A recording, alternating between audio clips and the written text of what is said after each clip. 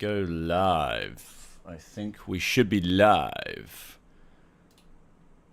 Okay, welcome guys to a Tech Yes City live stream, and we have some breaking news here that EVGA, according to a post, may be quitting the whole PC industry altogether. Now, we've got a bit of a different camera angle going on here. I'm joined by Yusuf as well, so join in on chat, have a bit of fun. Let's discuss all the latest tech news. And how you doing, Yusuf? Yeah, not too bad. Also, your chat's not working on the stream. Oh, isn't it? The chat's not working? No, like the chat's working, but it's not. Oh, okay. The pop-out's not working. Okay, we'll get that quickly fixed. Yeah, I knew I was forgetting something. So yeah. Well, I mean, like, it all comes with live streaming. Everything's got to go wrong. Yeah.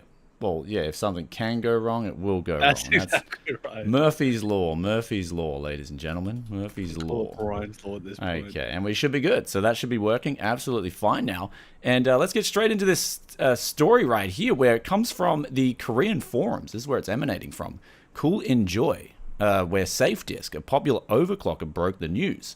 So the source claims that EVGA employees working at the Taiwan HQ have resigned. This also includes Kingpin, an extreme overclocker, and an avid PC enthusiast. Apparently, the decision to shut down was made beforehand, and the situation is presented to the employees as accomplished fact. So, fait accompli. I'm pretty sure it just means like a certain fact. So, here's a quoted message here. Hello, we would like to inform you about EVGA. Currently, all EVGA Taiwan office staff have resigned, including Kingpin. Closure seems to be becoming a fait accompli here. I don't know what the warranty issue will be, but I hope EVGA users won't have any complaints about the issue. So, let me just stop right there. Like, this is the thing, right? So, if this is true, I'm sure EVGA users will have complaints if a company's going out of business. Because this is the thing, I'm going to tell you guys, before we get into any rumors, if it's not true, if it's true, I'd be cautioning on the side of, if you're going to buy an EVGA product, especially a high-end product, I'd be a bit concerned if you are buying this stuff for the warranty, especially at an MSRP. Because what happens is, if a company goes out of business and stops making products, then they stop supporting those products too. Now, Gamers Nexus has quoted on his latest video, but also he had a video here where the BIOS team's leaving, the motherboard. So basically the motherboard business is gone. So there's only the power supply business left. So if you buy say for instance an Intel motherboard or an AMD motherboard, or does EVGA do AMD motherboards or only Intel? I think they did a couple. I'm pretty sure they did like an X570 if I'm not wrong. Okay, so bottom line is though, these motherboards will have no ongoing support anymore. So your BIOS updates are going to be gone. So if you buy a Z790 for instance, and then 14th gen comes out on a Z790, you're just not going to get that BIOS update. Oh, it's worse for AMD, because like AMD is using the same socket for way newer CPUs, but you need that update. So if you're not going to get that update, that's AM4 or AM5. I'm not sure if they do AM5. That's just like that board completely dead. Yeah, so in my opinion, like my advice, just even hearing rumors like this, I would not buy EVGA products at this point in time, unless you know what kind of deal you're getting, where it's a really good discount, and you know what the deal is, right? Potentially there's no more support going on. So this one's as we looked at last year when we critiqued the Nvidia situation with EVGA and Nvidia, suddenly EVGA jumped out of the GPU market right as the profits just went from maximum profits ever in the GPU industry to lowest profits ever in the GPU industry. So when that happens, you're like, well, is it the issues that EVGA are citing, or is it the money? Now, I think the company is going to, my personal, like how I see this situation, I think they're just going to wind up the whole business and they're going to stop selling PC parts. That's what it looks like, and it's going that way. But if you're going to do that, why, as a business, why would they tell people, yeah, we're going out of business, don't buy our products, right? They want to sell as many products as possible. Yeah. So, yeah, just let's keep the strings sort of loose but still threaded for now. And then when things go and hit max peak, then, hey, guys, we didn't foresee this coming. Oh, my God. It's like, yeah, okay. There's no financial motivation to really, like, say, hey, we're going out of business. You just say, oh, sorry, this is unforeseen. Yeah, so one thing I can tell you guys, if we've learned anything in the last few years, it's always the end person, the consumer, who gets screwed. It doesn't matter whenever you're looking at any kind of business. Like if we look at, say, for instance, crypto is a classic example of what happens. Pump and dumps. Who ends up being the sucker? The last guy, the uninformed person buying these crypto. They end up being the guy who's holding the bag. So in this case, the bag holders will be the people who are buying the products last from EVGA. So yeah, I'd just be very careful if you're thinking about purchasing EVGA products right now. So don't be the bag holder if you're buying these products at good prices. Apparently there's also a power supply that's coming out with only a 3-year warranty, but it's a high-end power supply. That also raises some alarm bells. So what's the usual like 5 or 10 years? Well, on a really high power supply, the standard is like 7 to 10 years. Yeah. So I'd take that one as a bit of a warning. And especially with a lot of these warranties, they only have to guarantee them for 1 year. But of course, their Supernova series is all 10-year warranty. Yeah. So plus a lot of the really important staff at the core of EVGA have left. Jacob Freeman has gone from EVGA to Nvidia. That's a big one. We saw that at Computex. So he was at EVGA for a very long time, over a decade. He was one of the highest people in the company, and he's gone to Nvidia. So for me, I'm looking at that situation. I'm like, if he was a loyalist to EVGA, which he was, I know, I've met him numerous times, why would he go to Nvidia if they did as bad as the things as EVGA was accusing him of? So, and we're gonna critique Nvidia later in this stream, because I'll critique Nvidia when I think they're doing actually, when I feel like they're warranted for critiquing. But in that case, the EVGA business, there's so many uncertainties there. And according to the mainstream news that we're hearing there, it doesn't add up. Oh, it's Nvidia's fault that EVGA went out of the GPU business. So is it Intel and AMD's fault now that the motherboard business is winding up? Yeah. So whose fault is it this time? So we got this video here. We got this clip. There's no next project, man. So this was in Gamers Nexus behind the scene video, where the two BIOS team designers, they're going. People are going. It's just basically a sinking ship. So I would just, if you guys are thinking about buying an EVGA motherboard or a power supply, and especially if you like warranty, I would think twice about it. So that's my opinion on that. And there it is. No, EVGA's got a lot of cheap products on Bstock. I've heard a lot of people in the US going to their Bstock website getting absolute deals, and this has been for years. Yeah. So if you're getting a really good deal, EVGA is still the play. Just maybe definitely not if you buy brand new. Yeah. Okay. There we go. So, all right. Well, that's the first topic, guys. So if you guys want to join in on chat, if you've got anything that you guys want to talk about, do let us know in the chat right here. We are going to get onto free chat later on in the live stream too. And we've got right here. So AMD, this next one, we got a lot of controversial news coming out. I think it's just a huge, there's just one controversy after another right here. And we got here from Ali. He says, should I sell my EVGA stuff? I just bought it before 1 month. I mean, depends on the deal that you got, right? Are you buying it for the warranty, right? If you're buying it for the long-term warranty, I'd look at what kind of a deal you got first. Did you get it significantly under MSRP? If so, there's the trade-off. You're saving the money on the warranty there, the implied in warranty costs, you're saving that. But if you're paying top dollar for this stuff, I personally would return it and say, hey, I want to buy with another brand where I've got that really strong warranty there, and they're committed to ongoing business. So that'd just be my opinion on that one. So how do you feel about that one?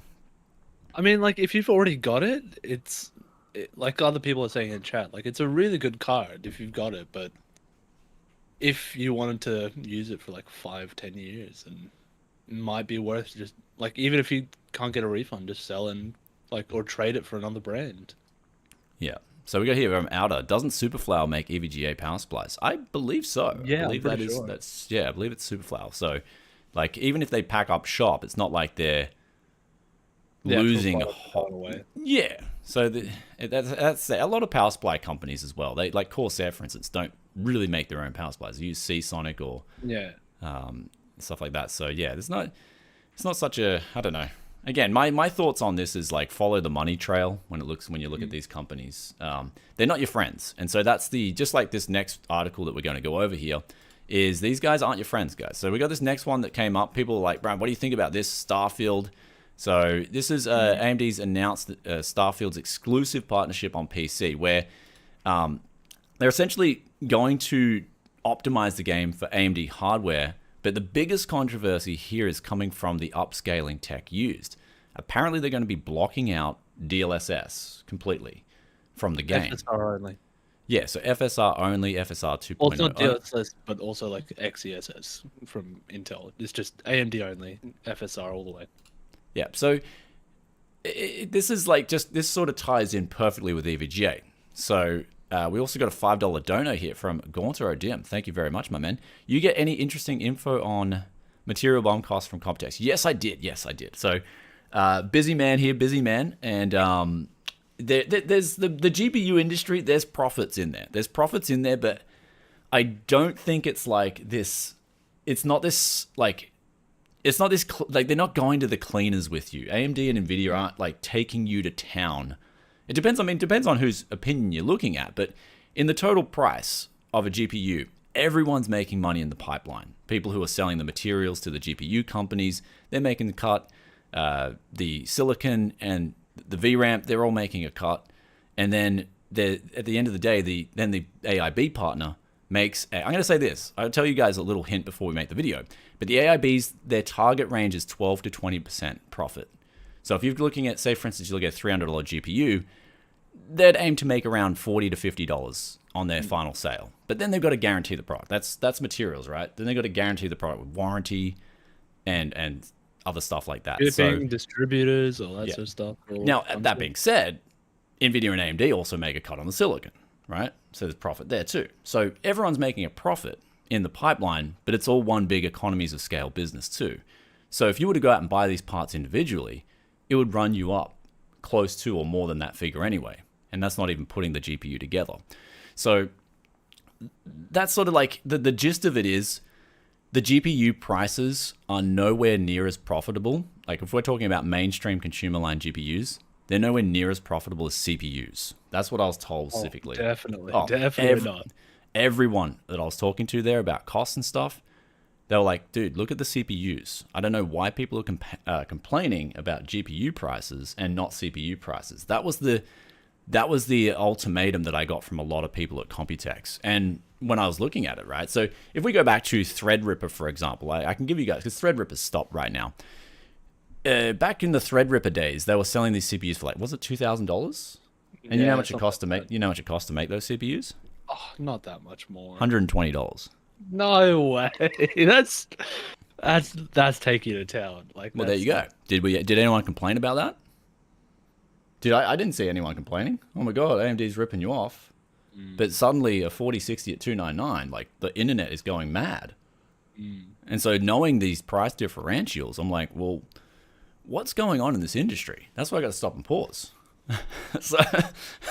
Anyway, with the GPU, you're getting a lot more for your money than you are with a CPU. Like, exactly, you get 6 cores, 12 threads at around the same price as what, like a 4060. Yeah, right. And that's why people are saying x86 and x64 days are numbered, and I believe they will be numbered with these kinds of profit margins. So that's the gist I got there. So, but I will break down a video. I'm getting onto like there's certain projects I'm getting through. At the same time, I have sort of needed to. I got this camera angle looking up the camera. It's like, please, sir, give me more. Please give me more content. That's very done to make yourself look taller than me. Yeah, like no, it's like that. Please, sir, give me more content. Right away. I'll get onto that. More tech content's coming, but I want to get down. I want to get down to the CPUs and find out what's going on there first, and as well as like I want to put out feelers there because I just feel like there's so many figures that get thrown out in the GPU market in terms of costs, and they're just wild. Like they're absolutely wild. It's like 8 gigabytes VRAM. People are like, it costs $100. Then I'm getting told it costs $60. Then I'm getting told it can be as cheap as $30. It's like, who actually, like, has anyone got a report breaking down that? I know how much it costs though now. 8 gigabytes of VRAM. I know how much certain manufacturers are paying for that. Are you allowed to say it though? Not yet. I'm going to break it down. Yeah. So I know how much they're paying now. and I know the deals and I know how they're structured in that relation to GPU prices. So I found that out at Computex, and it was great because I made sure I was spending a whole day walking around, asking people and talking to people. So that was a good thing. And so that, yeah, I think if you're not, like, if certain leakers and rumor mills people, if these people aren't going to events, I don't think they're getting really solid information for you guys. Yeah. The events is where you find out a lot of juicy details. Oh yeah, you just start chatting like someone, like you be really friendly, they'd be really friendly back. You'd be like, "Oh, by the way, how's this?" And they just say it off the cuff. Like they're just real people. Okay, so Marco's saying, please, sir, give me more potatoes. They will be coming. More potatoes are coming. And we've also got, do you think this is the new AMD mascot right here? Do you think I've got him? He is Team Red. Yeah, I see it. I see it. Do you think he's the new mascot? Do you think this is what's going on with Starfield? Do you think this is the new head of AMD's GPU or, game optimization team? Darth Maul is running the show.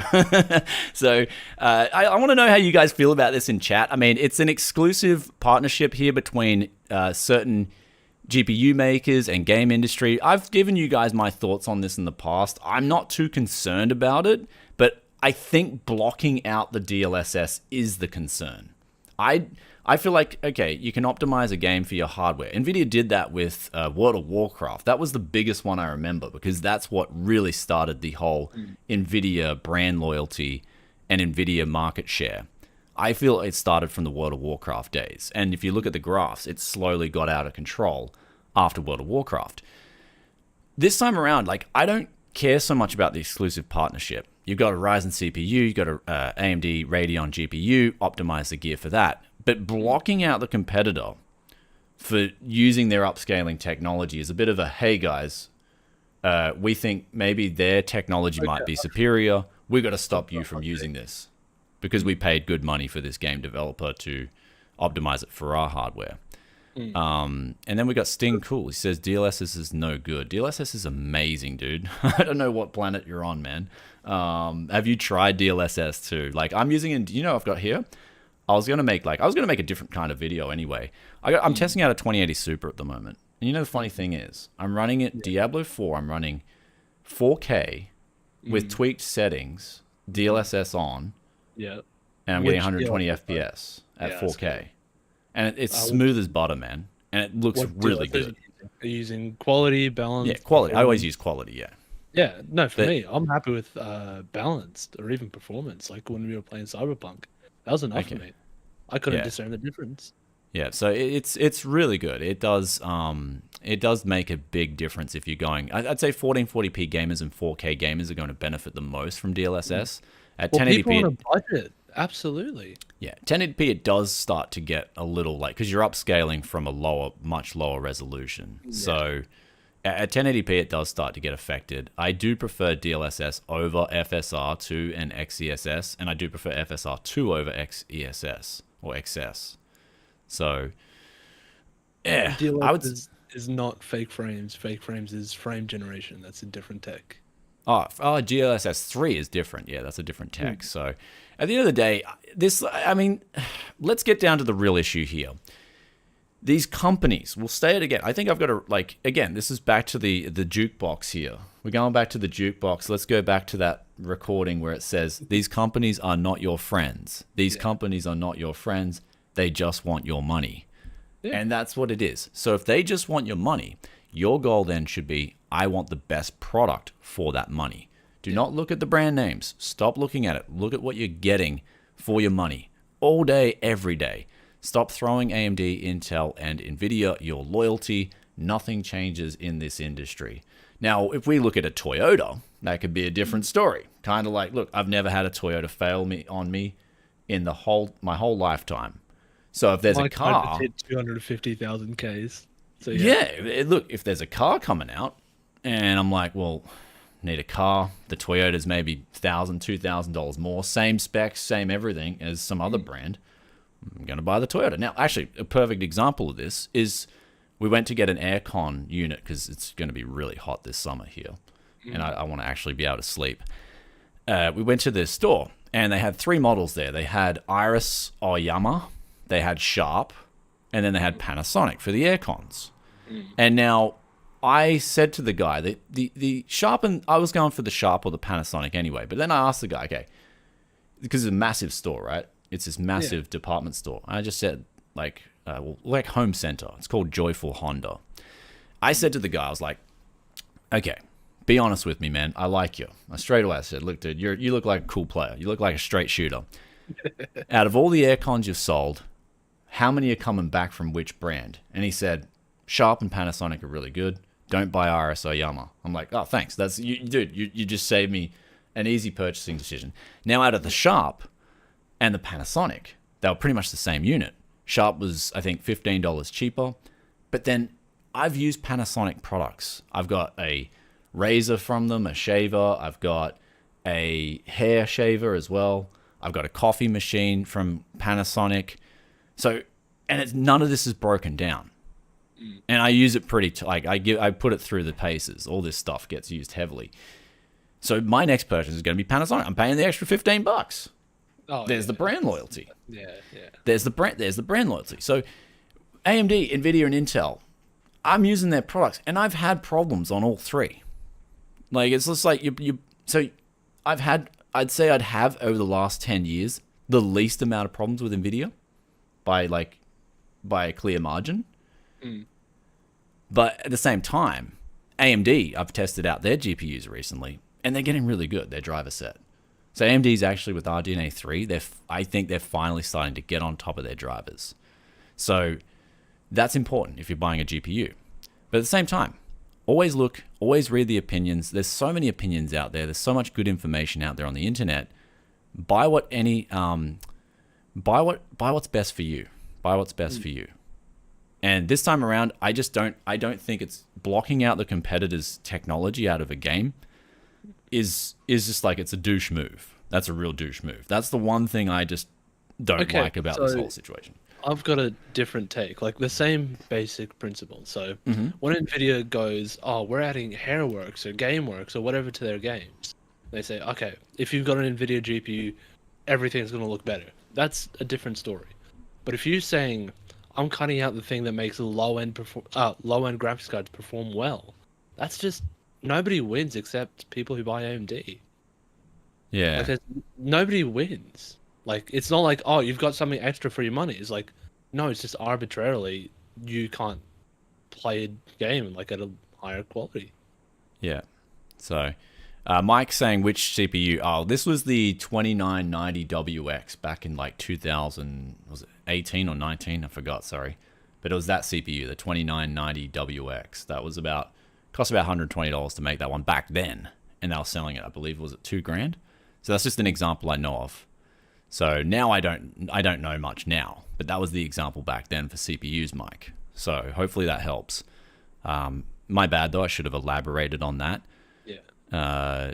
And though this time around, so with that situation, it's like blocking out the competitor from being able to make games for their user base is pretty bad. But all I'll say is, is Starfield going to be a competitive game?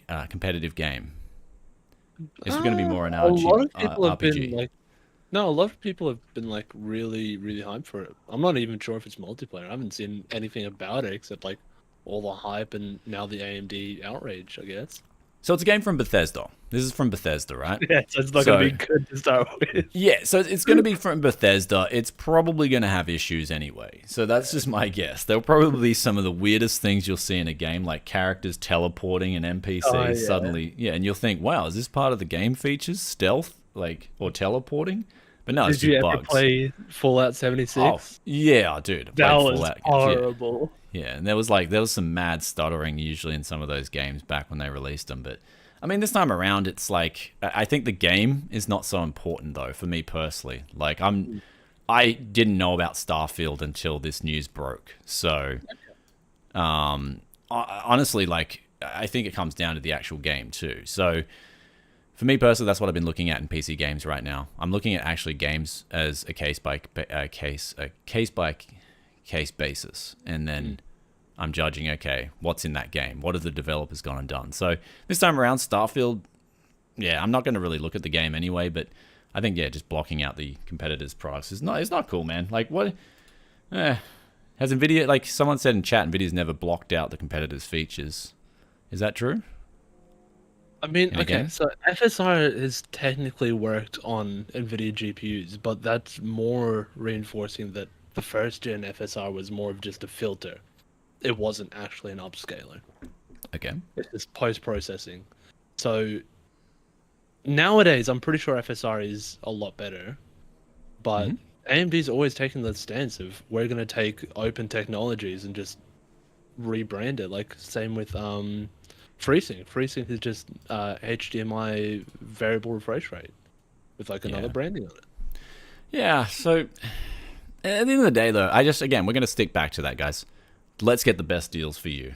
Yeah. Let's So there it is. I think at the same time, a lot of AMD like loyalists may be a bit upset by this one. That's all. It's like, hey, I thought AMD was better than this. You know, AMD was meant to be better than Nvidia, better than Intel. Now they're pulling a move like this sort of thing. So, yeah, it is what it is. For me, I'm like indifferent. I just like, well, what did you expect from a publicly listed company that wants to make profit? Like, should you expect any different? So, yeah, that's my opinion there. But before we move on, now we'll get onto Intel Arc as well. We'll get onto that as well as another rumor. But before we do that, you can do the Windows 10 and Windows 11 licenses from today's live stream sponsor SCD Keys, VIP SCD Keys. Links in the description below. Bang that coupon code in. As always, BFTYC to get that fat, juicy discount and bringing the prices down. So link in description there, guys. And if you need to get activated with a single end user license, this will serve you well. Though, next up here, Nvidia reportedly pressures partners to stop them building next-gen Intel Battlemage GPUs. This one, it actually popped up on my phone, like, feed, you gotta read this. Yeah. And I'm gonna start off when a little bird told me. So, when was the last time you said a little birdie told me about a rumor? When was the last, what video can you think of? I'm not sure, man. There's a Jay's 2 cents video comes to mind. Okay. Yeah, a little bird. Yeah. And wasn't it a little bird told me that the 4000 series would be delayed over a year, and then it comes out a month later, and the performance is like whopper, like absolute whopper. This one it doesn't look like it's got much foundation to it. That's all. Why would they be pressuring? So a little bird told me that Intel is already looking for partners to produce its next generation graphics cards naturally in China. But as soon as they turned to the manufacturers of the first echelon familiar to us and it became known to Nvidia, Nvidia began to threaten its partners that if they took up Intel, then Nvidia would no longer work with them and they would not receive chips. You have to remember that this has already happened only with AMD. Then Nvidia said that their video cards and AMD video cards cannot be called the same. It is necessary that the model be called differently than the High Rose, and Asus already seem to have made a separate brand, but Nvidia gave back under pressure from the public once again. So now the story is even worse for Intel because the first echelon for their video cards apparently will not take up. And so this must have been translated from Russian, I believe. Yeah. So it's the translation's a bit janky if you're listening to this. Will not take up as they are looking for partners in the second. So they're looking for basically partners. I'll translate this to proper English. They're looking for partners, and partners that are already partnered with Nvidia are being wary and they're being cautious. But when you dig deeper, they apparently Nvidia is putting pressure on them. So the public could shame Nvidia this time, but the situation is developing at the level of relations between companies, and I learned about it, one might say by accident, thanks to an employee working in a company that will apparently sign an affiliate program with Intel. It is unlikely to come out. So the person who told this guy this news is under NDA, very strict NDA with the Intel agreement, and so they're not going to be able to partner. So this one is like, I'd say like there may be some truth here, but you've got to you would have to look at what is the actual deal here. I don't think Nvidia is like pressuring this company. It's like, yo, if you stick up with Intel, you're off our list. But at the same time, I think it's so weird because you've got Nvidia and AMD being made by Gigabyte, Asus. That's all fine. And so why would Intel be a problem suddenly? Well, okay, is it more of the fact that in Gigabyte, Asus, MSI, they've all got the market share in both Nvidia and AMD like markets. Like remember when they had the GeForce partnership program, they said, okay, you have to call your AMD brand something else. Yeah. Like, but they're so big that they basically didn't have to. Is it so yeah, GPP was real. That was bad. That was I'm glad that got shut down. But at the same time, I think this time around, the reason Gigabyte and Asus and stuff like that haven't bothered to make Intel cards at this point is because they're not proven yet. Yeah. They're not proven yet. No way. I mean, let's go on to this next thing. I was reading a thing from Gamers Nexus. They said the latest driver was out. It's like, no, this driver came out like last month. And that was the one I did my video on. And massive improvements. It's like, dude, I already tested this driver in that video. And there was like an uplift. There was an uplift in F1 2022 when I did test that. That was true. But the actual driver issues that existed with this card were huge. Right. So even then, right, if this is where it gets difficult this time around. Like, I don't know, if you're a company and you're like, hey, you're my AIB, and you're going to take up a partnership with this company that's got a lot of bugs with their product, that can indirectly reflect on your brand. So I don't know, like that's where it becomes a weird situation, right? See, also, it's like you don't want cards coming back because it's not performing the way it should be. Like you don't want warranty claims, you don't want all that sort of stuff because then you have to deal with it. So I don't know, but like the bottom line is here, Asus and Gigabyte and stuff, I think they're waiting for Intel to become like, wow, you got to buy an Intel card. It's perfection. Yeah. It's good. Yeah. It's great value for money. And at the moment, I think the raw rasterization is great value for money. But I think a lot of other things with Intel need improvement.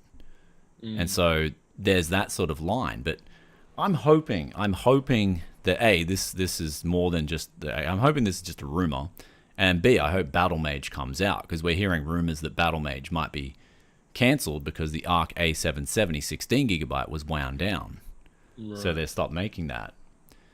Did they stop making it to make something new? Yeah, true. That's true as well. So I'm hoping that this one, I mean, this one. But at the end of the day, when it comes to like partners not doing Nvidia cards and other cards, like getting back to that main topic, like didn't Sapphire and all these other, like I'm pretty sure there's like a few other AMD only brands, like ASRock even, they don't do both. So it wouldn't be unprecedented. See, that's one thing I didn't ask at Computex, hey. So I wish I'd actually now in hindsight asked a lot more about this. So, because I know, for instance, Galax, for instance, let's take a look at Galax. They just will flat out refuse themselves to make AMD or now Intel GPUs. They just flat out refuse. They're an extreme Nvidia loyalist. I know that with Galax because I spoke to their top people there. So they're just straight up. They would refuse to do the other two GPU makers. But then I hear other reports and it's like, well, so I think I've got to like, ultimately I would have to talk to more companies and get the real scoop that is going on with a lot of these things. So, well, okay, so can we also say really quickly, it's a chicken and egg thing. It's like companies don't have any motivation to make anything besides Nvidia because Nvidia is still 76% of the Steam hardware survey. Most people are using Nvidia. That's why they make Nvidia cards. Oh, we don't make AMD cards because nobody uses AMD cards. Oh, nobody uses AMD cards because there's no AMD card because everyone uses Nvidia. Well, there's the economy of scale ramp. Like if we're looking at the ramp costs, the economies of scale are huge, right? Whoever's selling the most GPUs. So you got that. That's going for the companies that partner with Nvidia. But then you've got the companies that partner with AMD as well. AMD GPUs are doing, like, I'd say they're doing okay. But they, of course, they just need to be consistent. And that's the thing. You got to be consistent. You just got to constantly be consistent. And I want to see AMD do what they did with Ryzen to their GPUs, like with the first, second, third, fourth generation Ryzen CPUs. They were just so consistent, and that's why they just absolutely smashed Intel. Was they were so consistent. Yeah. So they need to bring like that consistency to the GPU market. But I guess it's a harder a harder thing to do. So whether this one has more weight, we will be looking closely. If it does have more weight, then you'd have to get a lot more in-depth news on this one, hey? But yeah, it's a weird one, hey? It's a weird one, that's for sure. But yeah, we'll report on that one. We'll report on that and the driver updates as well. That's the latest. So there it is there. That's the latest. We already tested that in the video. But let's go over to chat quickly now, and we'll look at the top-selling GPUs. So people are here talking about what's the biggest issue in chat here. So I'd buy Galax any day of the week, just not with import fees attached. Mando, yeah, Galax are pretty, I've had multiple Galax GPUs. I know a lot of back in Australia, I know a lot of crypto miners bought up the Galax GPUs, man. They actually loved them because of their power profiles were more geared towards efficiency. So that's so yeah, Galax GPUs are really good actually. So if people call, I thought someone called them trash before. It's like to be honest, when they first started making GPUs, like, or at least like their 2010 models and stuff like that, they were pretty bad. But nowadays they're really good, especially from like GTX 10 series and up. They became really good. So we got here testing reviews. Hello, welcome my friends. How are you? Going good. So yeah, thank you guys. Yeah, going good. It's a Sunday. Going pretty good for a Sunday. That's definitely what's up. So we got EVGA made a statement. Look it up. Yeah, they did. Yeah, they made their response. We got this article up here. EVGA is still in business, but the company appears to be winding down. Our Taiwan office is still operational, and Kingpin is still with EVGA. EVGA is still in business and supporting its customers. That's what they said. So I guess this in the next few days, people are just going to like literally rock up to the EVGA headquarters in Taiwan and see if it's true or not. You know, like, hey, Marco, you want to go door knocking? Yeah, and see if they're Marco, open? do you want to head over? That's it. Marco's in Taiwan. Do you want to go to the Taiwan headquarters and just start investigating for us and give us the real scoop on the ground? That's what we need for this one. Is the door unlocked? Yeah. So I mean, if there's truth to this though, like if this, I'm just saying, if this rumor is true, EVGA's credibility is all gone then. Yeah. Because they've come out now. This is their statement. Our Taiwan office is still operational. So I've been like, I've been... How they've immediately gone to EVGA is still doing business and supporting customers. It feels like a very damage control type statement.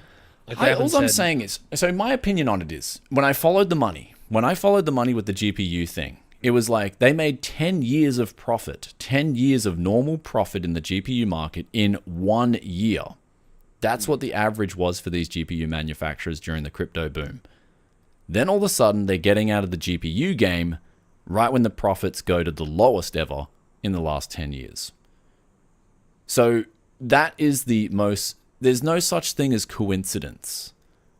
That's what I've learned especially when it comes to business. There's no such thing as coincidence. Yet when I made that video on EVGA, I got the usual barrage of, you know, you don't know what you're talking about, rah, rah, rah, rah, rah. Now look at the situation. The motherboard team are gone. So that's fact. The motherboard team have disappeared from EVGA. Gamers Nexus has talked to them. They're gone. They're not with EVGA anymore. Motherboards at EVGA are now finished. You're not getting any new motherboards from them. You're not getting any BIOS updates. Yep. Kiss them goodbye. Oh, I saw some people saying in chat that, EVGA said they're putting out 14th gen BIOSes. With what team? With a beta team. That would be a beta, because they're not... If they might have them ready, though. They might have them ready behind the scenes. That's possible. Something changes with the 14th gen spec. Sorry? What happens if like something changes with the 14th? Well, yeah, and then after that, if there's issues... a microcode, or if there's like a security breach that's patched. Exactly. Who's putting that out? You're not getting any patches. Exactly. So you're only getting initial day one support. So if they're memory compatibility, which would be the biggest one, if you buy sticks of memory and they're no longer compatible, they're not going to work. Just flat out. That's it. There's no more compatibility BIOS updates for you. I mean, maybe there might be beta updates from if they want to do it in their free time, but that's all you're going to get. So, yeah. Duck says they can outsource everything like Corsair. Yeah, but then there's no profit. There's no profit in being a middleman. They already do that for their power supplies just because they had that renowned. Open source BIOS, that is like the coolest thing ever. I gotta agree with that. You know why? Because I'd love to see resizable bar added into all the GPU all the motherboards since like 4th gen. Because apparently like most of these motherboards can support resizable bar. So I would love to see an open source BIOS. I wonder if there's like one of those like AliExpress type motherboards where they just don't care and they've added it. They do. The X99 boards do have it. The AliExpress ones. Older. Older. I mean, you can add it in because they're not like a lot of them aren't locked. That's what I want to see. Yeah, you can add that in. Actually, that'd be a good project, eh? Testing out a 4th gen with resizable bar. Well, how much of it? Like that's where it really matters. Like that's the thing. That's where it really matters. 4770K is still going to be bottlenecking. What like a So Michael says, as far as I know, you can mod BIOSes. You can, but can you install them without like a lot of the times without flashback? You can't install them. The average person is not going to be able to make a modded BIOS, man. Like we're just talking about an average dude mods the BIOS with a program in Windows or whatever, chucks it on a USB, then flashes it. You cannot do that with the majority of motherboards, like from Asus, Gigabyte, ASRock, MSI. You can't do that. So I'll have a look at that. Thanks, living the dream. Yeah. So ask machinists and other CN manufacturers to add rebar to their motherboards. Yeah, that's what I like. Apparently you can do it though in a custom manner anyway. So that's what I've heard with the AliExpress ones. So we got here from NYD Mino, and they ask, I'm planning to buy an RX 7600 XT from AliExpress. Is it a bad idea? No. Like if there's good feedback, if there's been a lot of them sold, just read the comments. There should be. Yeah, I'd buy from like the more reputable. Get one that's got orders on it. Yeah, like if you've got like one with hundreds of orders, it's probably safe. Well, if you got one with one sold, then it's probably not worth it. Yeah. So we'll check it out for you right now. Why not? Okay, RX 76, RX was it 5700 XT? I mean, dude, like a lot of these cards are gonna be mined on, man. Used Asus graphics card. That'd be a minor special. We'll see what they got to say. I mean, $125 shipped internationally for a 5700 XT. That's solid. Like me likey. So you got here the 8 gigabytes of VRAM. Pretty good card. You can undervolt them pretty well as well. So this video card is used. So they state that right away. They don't really talk about it being mined on, but I guarantee you it has been mined on. So that's sort of the thing. But the feedback looks pretty good though. People are like, hey, like product arrived. Yeah. Came in. It's looking really good. So, but that's the TUF model though. Be careful with the $125 TUF model. I do believe you had to like add in another tension screw or something. Because wasn't that the one with the VRAM heating issues? I'm not sure. The Asus TUF 5700 XT. Off the top of my head, it had really high VRAM temperatures. So, well, the first ones I'm seeing are from Soyo. I'm not even seeing the TUF one on my AliExpress. Okay. So there's Geoshuo. Okay, I mean that's... Oh, there we go. Soyo. There is $100. Wow. That's the 100. No, that's not the XT. It's like a little bit more for the XT. Oh no, sorry, 5500 F. Okay, sorry, yeah. Okay, I got tricked. Yeah, before you buy, got bamboozled. I got whamboozled right on live stream. Look at that. Hey, no, you only get whamboozled if you click buy it now and you think you're getting a 5700 XT, then you get it. It's like, why is this a 5500 XT? Yeah. So yeah, we got some chat coming in, juicy chats here. Big dono here from our Reds, and they say, I love your videos, man. I currently have a 50X paired with a 4090. I work in 3D rendering and video production. Would you recommend an upgrade for the processor? Oh man, only if you're seeing bottlenecks. If you're opening Task Manager while you're like editing, you're seeing it spike to 100%. Sure, upgrade. This is where I'm on the fence now because I'm going back to 10th gen and I'm like legitimately doing it because my focus is APM.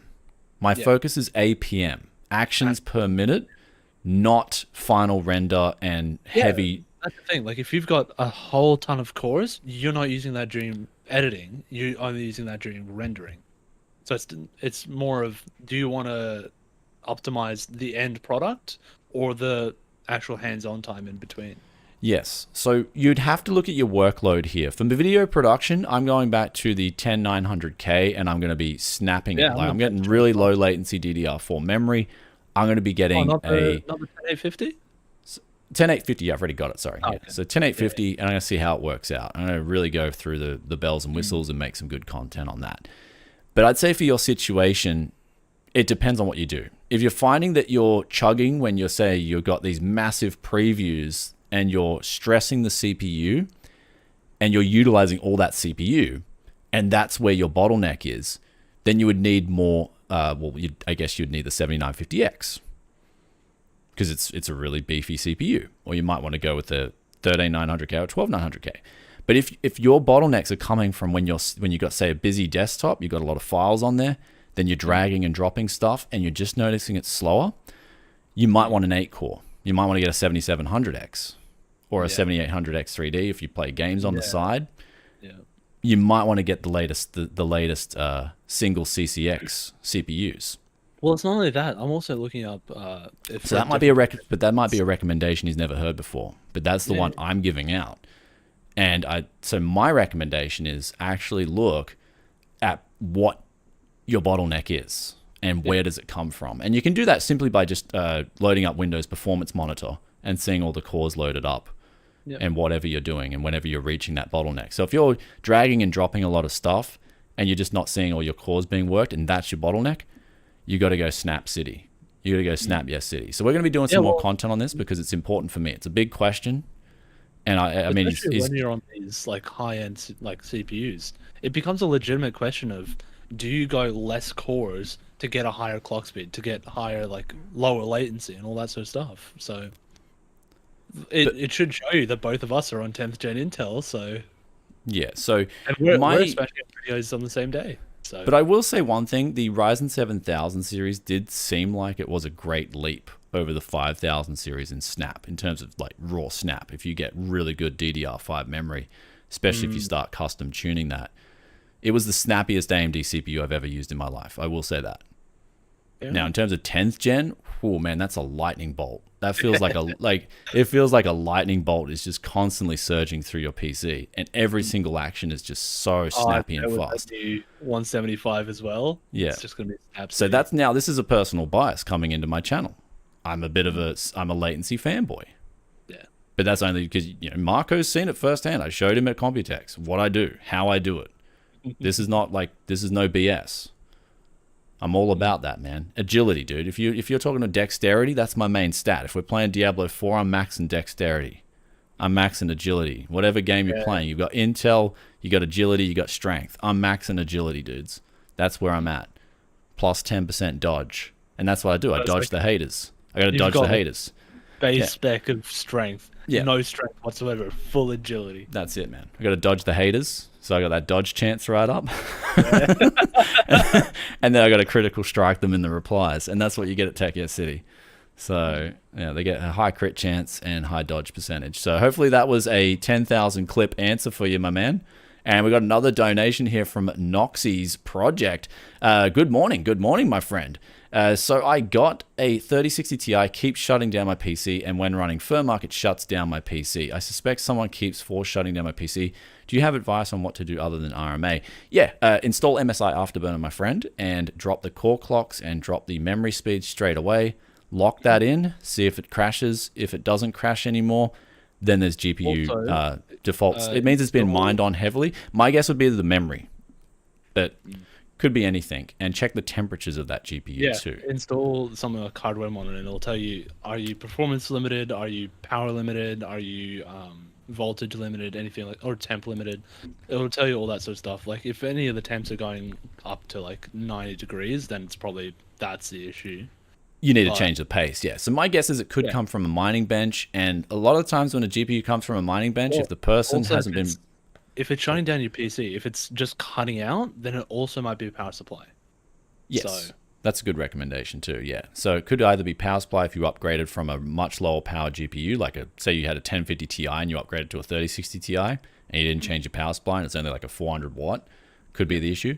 But at the same time, I do believe even that could be mitigated by just checking with Afterburner. That's actually a complex situation then, because if he drops his clocks and he drops his power consumption down, and the power supply is suddenly okay too, you could be in for a little bit of a crux. But ultimately, the first thing I would do is check temperatures on GPU, both memory and GPU core. And then after that, I would check the... Sorry, brain fart. Sorry, I had drinks last night, guys. I got to apologize. This is what alcohol does to your brain, man. You're live streaming the next day and you get asked like questions. Check the clocks, check the temps. Yeah, sorry. Check the temps, but then lower the core clocks, lower the memory speeds straight away. And then if the temps are fine, lower those two things straight away, and you're good to go. And if that keeps working, then it just means the GPU's been used way too heavily, and it's starting to run bad on the default settings. But even then, I don't think that would do a hard shutdown. So that's where I'm leaning towards something. Well, could be faulty. Diagnosing it. Like, is it temp limits or is it power limits? Yeah.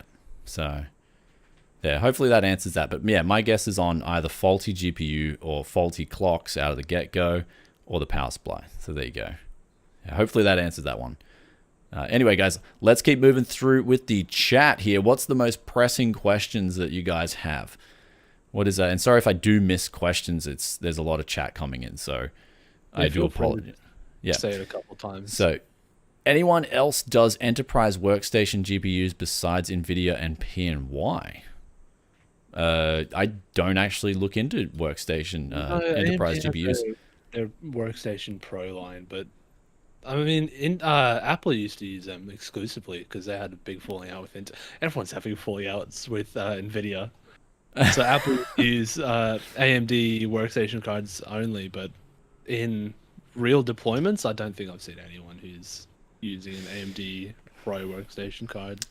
Enterprise is interesting. I mean, Wendell would have the most accurate answers there. He loves that stuff too. He loves it. He's so passionate about it. When I saw him at Computex, man, straight away talks about enterprise and workstations. Like, it's like you know where Wendell's heart is, man. You know where his heart is. It's so cool. So you see his face light up when he starts talking. It's like Sapphire Rapids. I'm like, what? Like, he's so excited about Sapphire Rapids and stuff. Like, he's like, it's actually not too bad. And he's telling me everything about why. I'm like, yeah. So in terms of other makers, though, to answer that question, I don't do enough with enterprise and workstation GPUs. I just use the gaming branch of GPUs because that's what works really well in collaboration with Adobe Premiere Pro. But even then, I'm using a 3090 because it's like one of the hardest hitting, especially in terms of value for money on high-end 4K video editing. It's like the hardest hitting GPU, and I picked it up like ages ago now for like 600 USD for the 3090. Huge, right. Like it's a huge workstation card, man. Huge. I'd go with it, and I undervolted. Depends on what kind of workstation or enterprise like work you're doing. Like, does it need a lot of compute power? Does it need a lot of VRAM? Like, where is it? And also, so we'll move on to Will Be Me Forever. Thanks for coming in, chat, dude. And we got here the 5700X is $155 brand new in Japan. So this is an 8-core, 16-threaded CPU. We'll actually check that out for you guys live and just see what the go is there. The 5700X is a solid CPU. It's $173 in the US right now. And if we go to the top selling CPUs in America, we can see what we've got, what we're looking at here in terms of CPUs. Man, America must be like, it's got some laggy internet or something. It's taking a while to load up.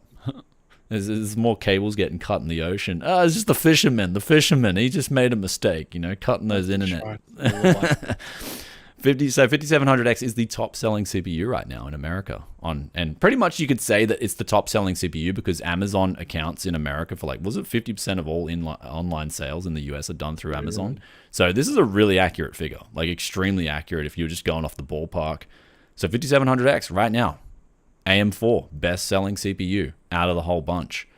I don't know why you wouldn't get a 5700X at $5 more than the 5600X. Are people not doing their research? That seems a bit weird. So the number 2, like the next best selling CPU is the 5600X. And it's like, you're getting 2 more core. Like you're getting literally 33% more for $5 more. So this should be like, I don't know. That's a weird one, eh? I'm scratching my head, like metaphorically, because you can see me live. I'm not scratching my head, but I'm scratching my head as to why you wouldn't pay the extra $5. No, and just get you're holding your mic instead. Yeah, well, that's it. The viewers are like, the mic sounds so crisp. Well, I love getting those comments about how crisp the mic sounds. I love it. That like makes me feel confident that used is the way to go. Used price performance for everything. Your GPU, your mic, not your headphones. You got to get new headphones. If you always do headphones, get them new. You don't know where those things have been. You don't know what sweat. I mean, depends on like which model it is. Sometimes you can just replace the pads. Like okay, if I was in a cooler, if I was in a cold country, I'd think about buying used headphones. But if I'm like in Australia, no way. They would have endured some heavy sweat-soaking sessions. And it's like, oh, man, no way. Used headphones is the one thing I don't do. Headphones used, and I just replace the pads and the headband. Yeah, like, okay, well that's different. Every part I touch. A lot of headphones on the budget line don't have replaceable pads. Yeah. It really okay, so 5700X is an absolute deal. Let's check out the Japanese sales, though, because you can get it even cheaper here. This is what Will's saying. Okay. Let's check out the 5700X. Ugh. Typos. Number 1. Are you number one. keyboard? Yes. Does it sound super quiet? Yeah, I barely hear it, but... Okay, that's what I wanted. It's actually really good. Actually, a couple of people came over yesterday and they tried it. And they're like, what's that keyboard? I'm like, it's a Montech keyboard. And they're like, what's Montech? I'm like, they're a brand. Really using it at Computex. It was just so good. Yeah, okay, I'll quickly show the stream, actually. I said to, like, Montech were like, can you feature it? I'm like, I'm not doing a dedicated keyboard review. No one comes to Tech Yesterday for keyboards, but this is the Montech keyboard. I don't know what else it is. Does it have a model number on it?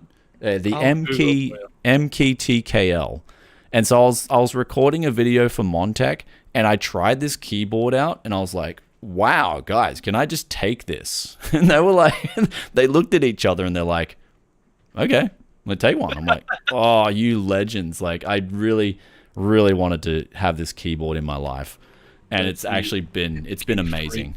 TKL. It has been, like, it's the best keyboard to type on in terms of switches. Now, is it better than the Microsoft in terms of ergonomic sculpture? No. But is it a great keyboard? Yes. The key switches are amazing. So I'll have, like, you can just hold on. Have a listen. I can't hear that. I don't know if it's Discord or if the stream can hear it. Okay, that's a bit of ASMR. That was really close. That was like 2 centimeters from the actual... okay, so the popular is 5700X, and then the 5800X 3D are selling really well in Japan. The 5600G, wow, that's going for, like, I would say like a little over $100. Let's check that price. That's like an AP. That might be time. Like, it might be actually time to do a real good APU build now, because there's no good low-end GPUs coming out. So that might be like, let's have a look at that. What's the highest end G CPU they have? $112. Wow, $112 for a 5600G. I would say that's a like, wow, man. I can't believe CPUs. That's a lot of chip for your money. It is. You're getting a little onboard GPU portion. It's only $190 in Oz. That's really good. Yeah, it's like, that's cheap, dude. So that's a really cheap CPU. That'd be like one I got to take a look at. Wow. What do you guys think of the 5600G, especially for these prices? Love hearing your thoughts in chat. But in terms of AMD, they're absolutely destroying it in terms of CPU sales now. I'm actually like surprised that Intel have just lost their total top rankings now. Right. Even though they've got some really good CPUs out, I'm just surprised that they're just getting, like, AMD. Every country I look at, every top sellers I look at, AMD is just like crunching the numbers, man. Right. So it's a reversal now. And it's funny, it comes at a time like, and it's mainly 5000 AM4. So that's really interesting there. Surprise, surprise. So we also got a new member. Welcome to the family. Noxus Project. Welcome, my friend. Welcome. He's become a TYC supporter. That's a big thumbs up. What so we'll get Are 7000 series APUs ever happening? Don't know, man. No. I want them to happen, but do you think maybe they are happening, but perhaps the Steam Decks and stuff like that are like, look, don't release these because we kind of need a reason for our Steam Decks and stuff to keep selling. Or, hear me out, they're just using those chips in Steam Decks because they're selling so well. Yeah. I just think it's got something to do with, like, I think the mainstream, like, if it came out and it was a really good price, you'd be able to build something really cheap, but I think I'm sure they could also do. They're also doing the PS5, Xbox. Those are both AMD. Like, a lot of the allocation would just be going to them. Okay. Yeah. I mean, so I don't think it's coming out anytime soon then. So 5600G, terrible buy. Awesome iGPU. So it's like we got some conflicting comments in the chat. People are like, it's great. It's not good. Yeah. Okay. I guess it's one to check out then, hey? So, okay. One way to find out. It's only one way to find out. AMD definitely deserves another chance and is doing very well. I'm on the Intel Core i7, but considering an AMD Ryzen 9 as a replacement. Noxy like Twix and Noxy. Okay. All right, well, can you milk me, Greg? I'm not Greg. Anyway, guys, we might start winding down the chat and start winding down the live stream. Thanks for joining in. If you've got some pressing questions, then do ask them. We will go through one round of questions before we jump on out of here. So if there's anything you guys need to ask, anything you want answered live, do drop those comments right now. And otherwise, we're going to be moving on out of here. I also got a monitor in from Philips, the EVGA ultra wide. This is actually like big news if you're a certain group of person, and I'm going to say you're a gloss lover. Yeah. EVGA. Yeah, it comes up here. This is actually, 8800, I believe it was. I just typed in 170 hertz Philips ultra wide. Let me check what's on my box. Is it 8600? Just a second, because I got to make sure I get it right. It is the 8600 for the OLED. 34M2C 8600. It's a 175 hertz OLED curved 34-inch monitor. It's really good. It's the same as my Alienware OLED, and OLED is very nice. Yes, it's the 8600. So, all right, 8600. This is the one. If you're looking for a gloss like monitor that'll fit on your desk, gloss coat. No matte coating whatsoever. The Philips EVGA is the one to go with. This is the one to get. So this one just came in. I was like begging Philips. I was like, Philips, I heard this has a gloss panel.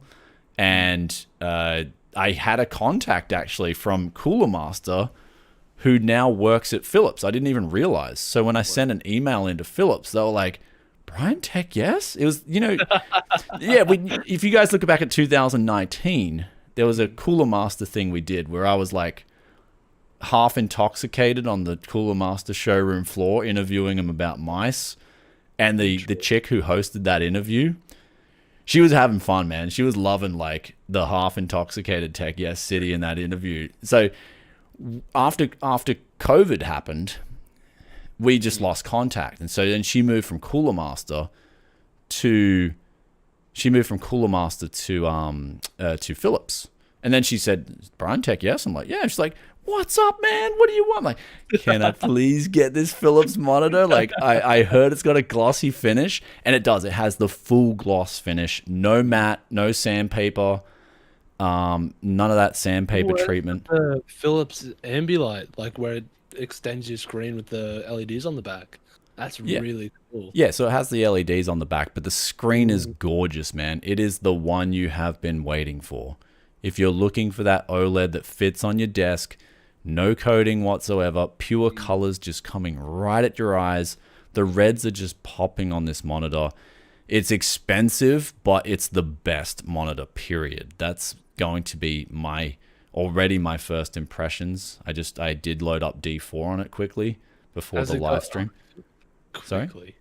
Yeah, has it got like G-Sync Ultimate and all that? It's got FreeSync. Oh So, no. well, it's got vertical sync, so it's got vertical sync, so which will work with G-Sync, and it's also got the. It's actually got really cool options. It's got one-to-one aspect as well, if you want to put in one-to-one aspect, if you're playing old Brood War games and stuff. And the best thing is it's got the native shut off the whole screen black and just put that resolution on your screen. So if you have 1080p, it's going to be a little box the size of a 23-inch monitor. So you can now have 175 hertz 1080p if you want that. Like, so you've got options with this monitor. They've actually done it. Like, I'm looking at this thing, it's pretty much perfection. So that's the reviews. Like, as long as I don't come into any problems while I'm testing it, this thing's going to get like, it's going to get like, hey, it's expensive, but if you're looking for that in-game monitor, this one's going to be it. So, Gornero Dim, how long do you think, thanks for the $5 donation, brother. How long do you think is fine for a card to be mined on before it could impact the VRAM? My thoughts is 1 and 1.5 years to 2 years is a minimum.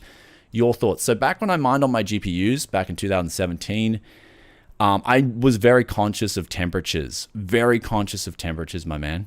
That's what it is. If you're running those temperatures too hot... It depends on who's mining. Do they undervolt or do they leave it stock? Do they overclock for that extra little bit of money? My GPUs, there was this big thing where people would overclock the VRAM, undervolt the GPU. I actually dropped my VRAM speeds down as well. I did not want my hardware running hard because I was going to use those in gaming PCs after and make sure that and I'd never got one of those PCs back. They all had a very conservative profile, and I was mining on them for a good year. Now, it all comes down to the miner. What were they doing with those GPUs? Were they babying them, or were they just blasting them? Yeah, that's the problem with buying cards. You have no context. So and you just got their word. If it's a really good price, then just repaste and thermal pad the VRAM, and then you should be okay for like a little bit. My easy test is what I always do on my parts hunts videos. If you go back and watch my latest parts hunt, what I would do is just test the memory sliders and see how much extra wiggle room you get at default voltages. So if you're getting extra memory speeds, great. That's the first thing you check for. How far does the memory slider go up? If it goes up a healthy length at default, I'd say it's been taken care of. But in terms of mining at default, those cards will go after like a year and a half. If someone's just put a card in a PC and they haven't tuned it at all and they're mining, they'll last like a year or a year and a half. I'd say that would be my thoughts. If they've undervolted it, raise the fan speeds, taken care of it, those things will be absolutely no problems. Yeah. They'll just keep running. That's the difference between properly tuning things and not. So that's that answer there. So...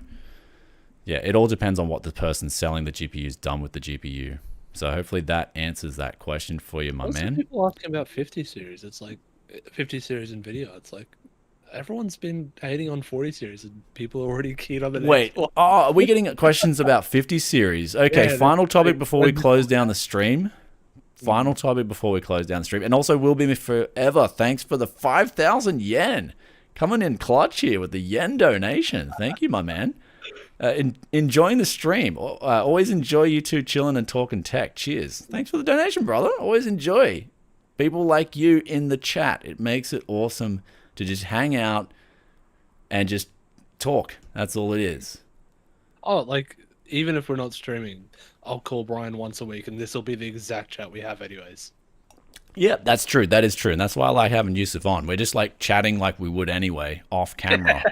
So it's just a regular chat for us. It's just a regular chat. Join in, and I hope you guys like feel like you're involved in the chat as well. So Mike's going off with his crazy calculations in chat, dude. Like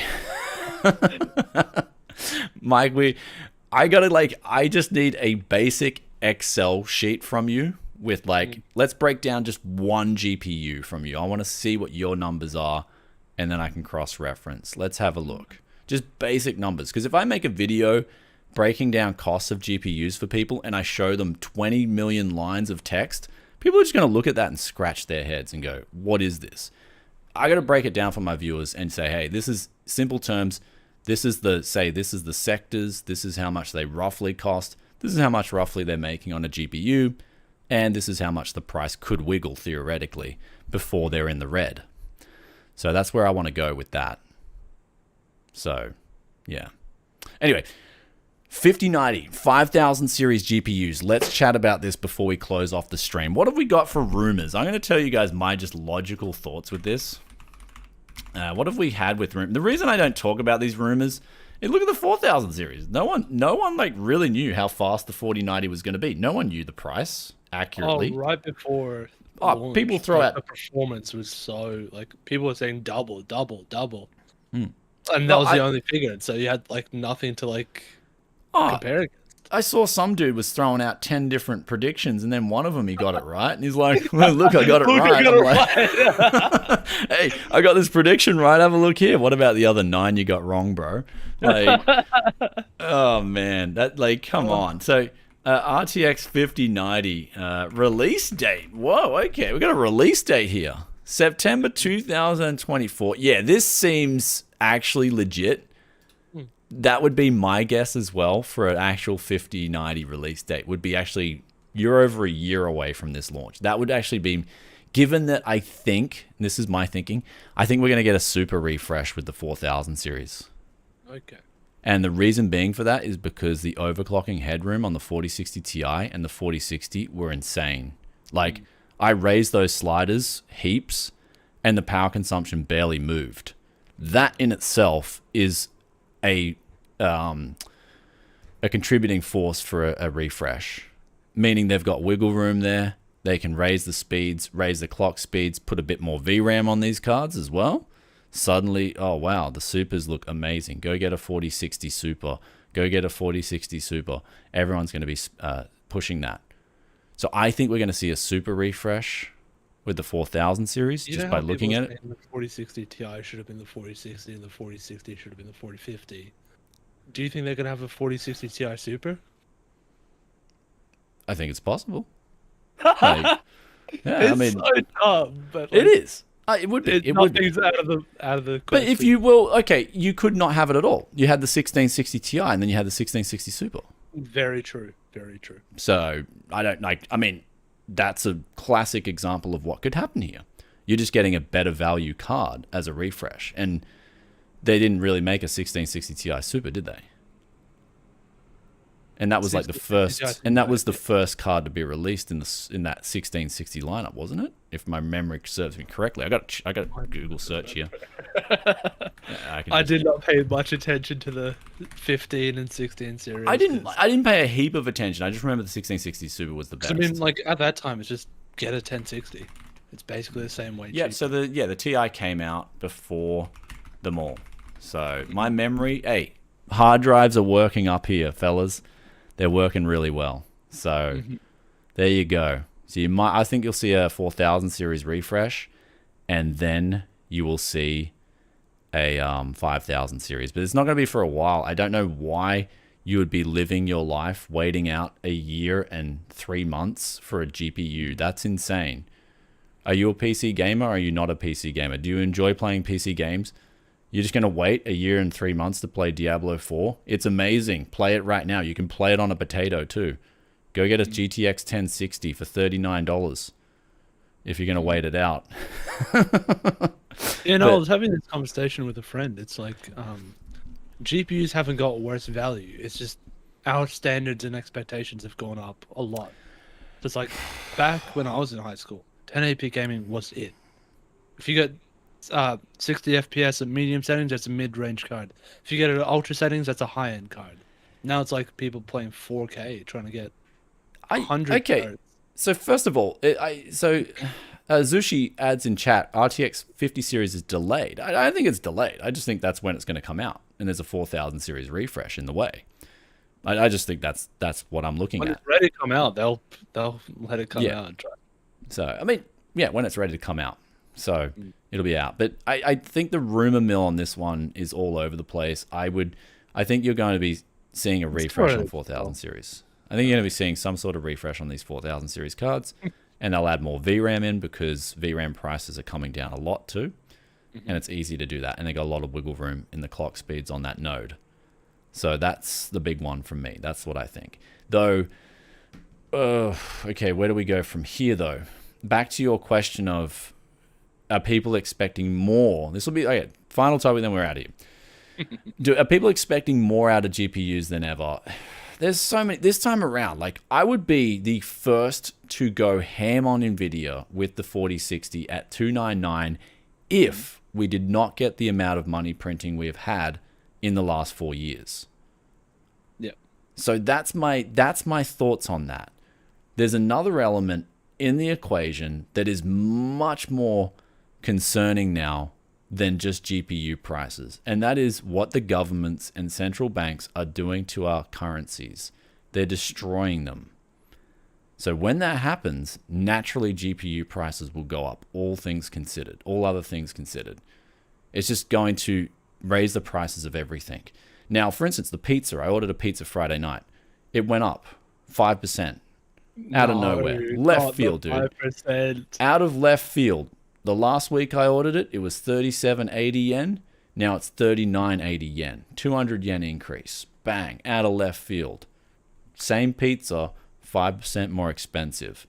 Well, what they just do is they shrink it and say, oh, yeah. Or you can just shrink the pizza, shrinkflation. And that's what you've got with a 4060. You've got shrinkflation. Keep the 60 series price the same, give you less. Yeah. Now, what's happened is, one interesting thing that we're seeing is we've seen pretty much the abandonment of the sub $200 GPU market. No one wants to make a GPU anymore there. Yeah. What would that tell you? It's all about percentages. So the highest percentage they're making is on the 4090. Let's go back to these top selling CPUs. Under $200. The top selling CPU is under $200. That should tell you something. The top two CPUs are under $200.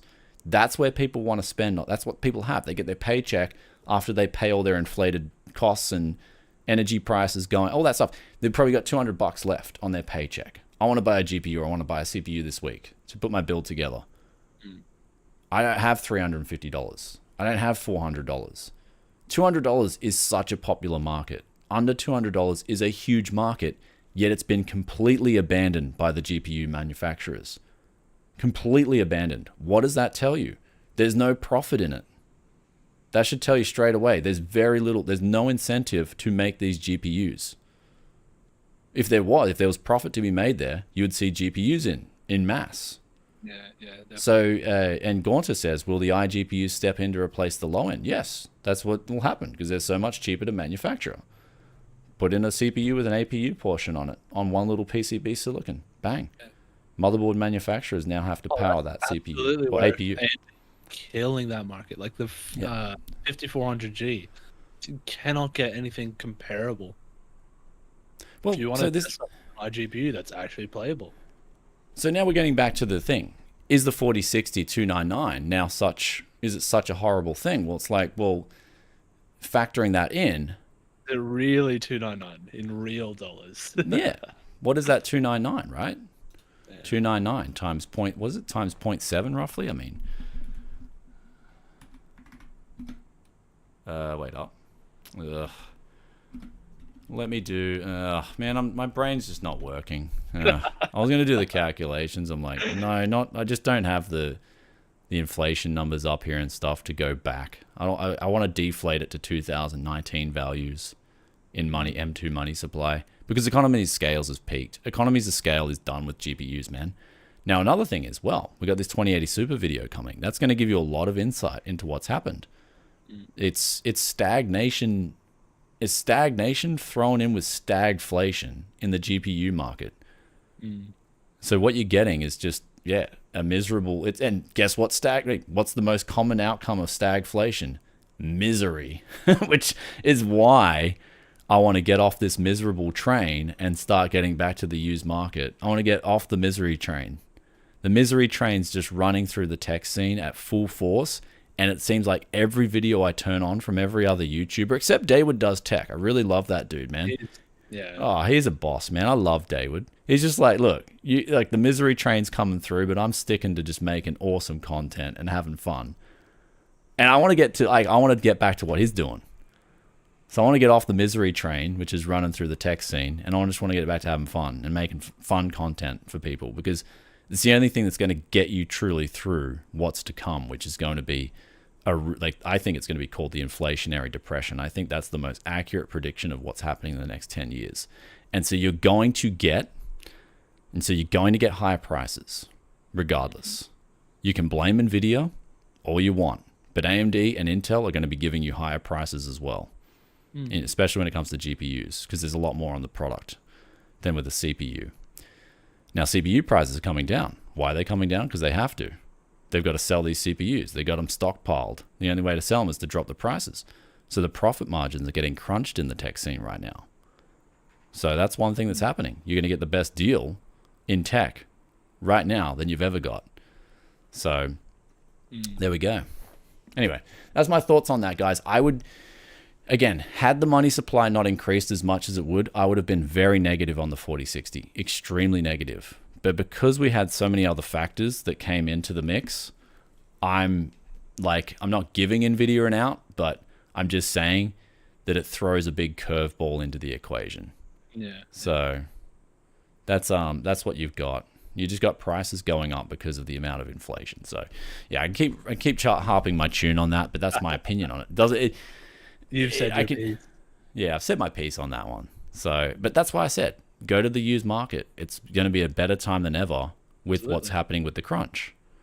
Right? We've got the crunch right now.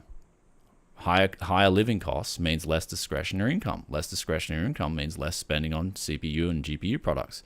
Now, where's that crunch coming to the most? It's hitting the private sector the hardest. Who sells used GPUs? The private sector. That's where you're going to get your best deal from. So there you go. But I mean, that's if you like doing used deals or not. So it depends. It's not for everyone, but that's why we covered the EVGA story. If you're buying brand new, be careful buying from EVGA too. If that warranty's not there, it could leave you in a bad spot too. Anyhow, guys, that's it. Hope you guys enjoyed this live stream. We are going to check on out. And yeah, it's almost lunchtime in Japan. So I'm going to go to, there's like a little thing at the park near me, like some little festival thing. So I'm going to go eat some natto, dudes. Natto. I'm going to get some natto into me. And some whale eggs. Maybe some whale eggs as well, little whale eggs. They're pretty good. So who knows? Eggs is the thing though. But yeah, I hope you guys enjoyed the live stream, chat. Don't whatever you do though, don't get too in the mix about if you see like a 4060 coming out and you're like 299, I hate this, don't let it get to you. Just don't buy it. Just don't buy it. Let it sit there on the shelves. If you don't like the price, let it sit there on the shelves. That's the best thing you can do. So Linus actually made a good video like that. Only you can change the pricing, and that's true. It's very true. We can rag on it all we want, but if someone's got $299 discretionary and they go out and buy the card, they're going and supporting that pricing. So one interesting thing though that I did when I threw final thing. I know I keep adding in a juicy one, but these two people just keep chatting. People want to hear it, man. Okay. People keep 4060 115 watts, 1060 115 watts. Right. But a lot more performance, a lot more efficiency, and a lot more generational gains. But I get it. 115 watts. So prices rose $50 for the same wattage on average of a card. Yep. Over how many years? So you could look at it that way because, well, overall for 115 watts, you're going to need roughly the same amount of auxiliary hardware to support that GPU. So it's gone up $50, I guess. There you go. So you can look at dropping the bandwidth on the bit bus. You can look at the size of the silicon, but it all comes down to it's 115 watts. They're roughly the same wattage, 1060 and 4060. But then you've gone up with the 2060. The 2060 Super went up even more. Then you had the 3060 going up more as well. So it's a reset as well. It's also a bit of a reset to that power consumption on the lower, like the mid-range, or technically it should be the lower end. So it's an interesting one to think about. Would be good if it didn't have 12-pin. Yeah, no, I saw some people talking about, well, first, there's a new generation of that connector coming out that's apparently fixed the issue. But also lots of people saying, I bought the cable mod cable and it still caught fire. So undervolt. If you have a 4090, undervolt it. Undervolt it, man. If you got a 4080, undervolt it. Yeah, I saw the 4 gigahertz video. Have you seen that? They did 4090 on watts, 1 kilowatt. Yeah, it's Yeah. insane. Yeah, It's crazy. It's just like, yeah, but no one wants to do that. Oh, it's Unless on they liquid don't- nitrogen, but Yeah, like, but anyway, yeah, undervolt. If you've got a high series 4000 series GPU, undervolt it. You do get great benefits from that. Okay. Anyway, guys, over and out. Hope you enjoyed this live stream. We'll be coming back once more this month with another live stream when the topics rack up and the juicy topics come in, and we need to talk to you guys and get your thoughts and opinions as well. But in the meantime, this EVGA one, yeah, the misery train's rolling through, man. So, yeah. There you go. Bang. Misery train coming through, fellas. Let's try and get through this misery train together and put a smile on everyone's faces. That's what we're going to do. Have fun. Be a good man. Do the right thing. Rest in peace, EVGA. That's I got that in chat as well. I don't think they're like, I don't think they're gone, but like, yeah, Okay. it's unfortunate. All right. Thanks, guys. Thanks for tuning in. Hope you enjoyed today. And don't forget to hit that like button for us as well. And we got some juicy content coming very soon. We're going to peace out for now. And also, Yusuf, if you want to take this outro? Yeah. Peace out for now. Bye.